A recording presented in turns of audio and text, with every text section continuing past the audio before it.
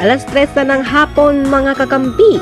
Buena mano tayo sa mga balitang PST ngayong hapon. Paalala lang po ha, sobrang ingat po dapat ang biyahe ngayong Semana Santa. 13 ang sugatan matapos bumangga ang isang pampasaherong bus sa North Luzon Expressway sa parte ng Valenzuela kagabi. Sinasabing mabilis ang takbo ng Raven Bus na mula Angat, Bulacan at patungong Monumento, Caloocan.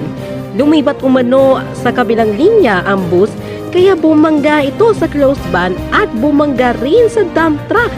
Pinasuspindi na at pinagpapaliwanag ni Transportation Secretary Vince Dizon ang Raven Bus Company at maglalabas din ng show cause order ang DOTR sa 4 na kumpanya ng bus na nagte-terminal sa Pasay City na walang permit. Nako naman.